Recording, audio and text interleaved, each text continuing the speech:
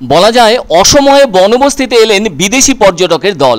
তারা এসেছেন সমুদ্র পেরিয়ে অন্য একটি দেশ থেকে। উদ্দেশ্য হলো বন্যপ্রাণীদের নিকটতম প্রতিবেশীদের সাথে মিলিত হতে, অন্যরকম অভিজ্ঞতা সঞ্চয় করতে। আর তাই বিদেশিদের তাদের মধ্যে দেখে ওই বুধুরাম বনবস্তির কচি কাঁচারা যেন আত্মহারা হয়ে উঠল। এদিকে এখন তো বন্যপ্রাণীদের প্রজনন ঋতু চলছে, ফলে গভীর জঙ্গলে প্রবেশ নিষেধ আছে সর্বসাধারণের ব্যাপারে। তবে যারা এই এলাকায় এসেছেন তারা তো অনেক দূরের দেশ থেকে এসেছেন। সেই দেশটির নাম দক্ষিণ কোরিয়া। আর ওনারা এসেছেন 7 সমুদ্র 13 নদী পেরিয়ে বন্যপ্রাণ ও বনাঞ্চলের জনপদের সাথে মিশে যেতে। আর তাই ওই সংবাদ পৌঁছে যায় ডুয়ার্সের অন্যতম পরিবেশ কর্মী অনির্বাণ মজুমদারের কাছে, যার ফলে ওনার উপস্থিতিতে দক্ষিণ কোরিয়া থেকে আগত 12 জনের দলটির সেই ইচ্ছে পূরণ হলো গরুমারা জাতীয় উদ্যান সংলগ্ন বুধুরাম বনবস্তিতে উপস্থিত হয়ে। ভাষাগত সমস্যা যাই থাক না কেন, দক্ষিণ কোরিয়া থেকে আসা পুরুষ ও মহিলাদের 12 জনের দলটি বনবস্তির কচি কাঁচাদের সাথে দিব্যি মানিয়ে নিতে পারায় ওই আনন্দ যেন অন্য মাত্রায় পৌঁছে গেল। রকমারি সাপ বেলুন ফুলিয়ে বুধুরাম বনবস্তির ছোটদের মাথায় এমনভাবে সেট করে দিলেন ওই বিদেশিরা, তাতে যেন দেখে মনে হচ্ছে অদ্ভুত সুন্দর বেলুন টুপি পরে আছে তারা। আর তা দেখতে ভীষণই ভালোও লাগছে। ওরাও দারুণ মজা পেয়েছে বেলুনের টুপি মাথায় আটকে। এ যেন এক ধরনের উপহার মনে হয়েছে বনবস্তির ছোটদের কাছে। আবার বলতে হচ্ছে ভাষা এখানে কোনো সমস্যা হয়নি। যদি হতো তাহলে ওখানকার ছোটরা তো তাদের কাছে ঘেঁষতই না। যারা বিদেশ থেকে এসেছেন তারা তো একটা উদ্দেশ্য নিয়ে ভারতে এসে পশ্চিমবঙ্গের জলপাইগুড়ি জেলার ডুয়ার্স এলাকায় উপস্থিত হয়েছেন গরুমারা জাতীয় উদ্যান লাগোয়া বুধুরাম বনবস্তিতে। কেমন আছেন বনবস্তির বাসিন্দারা? জঙ্গল লাগোয়া অঞ্চলে তাদের জীবন কিভাবে কাটছে?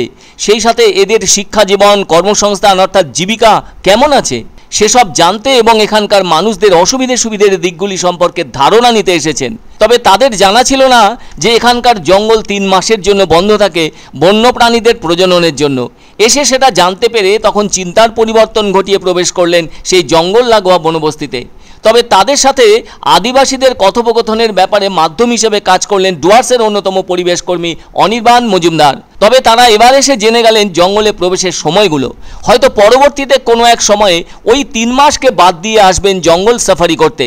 তবে একটা বিষয় কিন্তু পরিষ্কার, তাদের মধ্যে মেশবার ক্ষমতা আছে এবং এই জাতীয় অভিজ্ঞতা যে আছে সেটা কিন্তু তাদের উপস্থিতির ভেতর দিয়ে ফুটে উঠল। ওদের সাথে খেলাতেও মেতে উঠলেন তারা ওদের মতো করে। উপহার তো অন্য কিছু নয়, ছোটদের আনন্দ দেওয়ার একটা মাধ্যম। আর সেই উপহার দিলেই তো হবে না, নিজেদের সাথে তাদের মনের বন্ধনও তৈরি করতে হবে। তবেই সেই উপহারের গুরুত্ব অনাবিল হয়ে উঠবে ছোটদের মনে। ওদের প্রত্যেক মুখে হাসির ঝিলিক বাড়ানোই তো মনের সাথে মনের অটুট বন্ধন তৈরি হবে। অন্য দিনের থেকে এই একটা দিন বহুভাবে মনে রাখবে বনবস্তির ছোটরা। যাই হোক, এতেই কিছু সময়ের জন্য হলেও বনবস্তির নিত্যদিনের অভাব অনটন যন্ত্রণা ভুলে গিয়ে আত্মহারা হতে দেখা গেল কচি কাঁচাদের মন। বিদেশিদের দলটিতে আছেন চিকিৎসক, অধ্যাপক সহ সমাজের বিভিন্ন পেশার সাথে যুক্ত থাকা ব্যক্তিরা। তবে ওই দুর্গম বনবস্তিতে রাজ্য সরকারের পানীয় জল এবং অঙ্গনওয়াড়ি প্রকল্পের উপস্থিতিকে প্রশংসা করে ওই বনবস্তিবাসীদের গুড বাই জানিয়ে দার্জিলিংয়ের উদ্দেশ্যে রওনা হয়ে যান দক্ষিণ কোরিয়া থেকে আগত 12 জনের দলটি। হ্যাঁ, এটা হচ্ছে আসলে কিছুই নয়, ওই আমাদের শিলিগুড়িতে ওরা বিদেশ থেকে এসছেন আমাদের দেশে ভারতে ঘুরতে, এবং সেটা পশ্চিমবঙ্গের ডুয়ার্স ও পাহাড়ে তারা ঘুরতে এসছেন।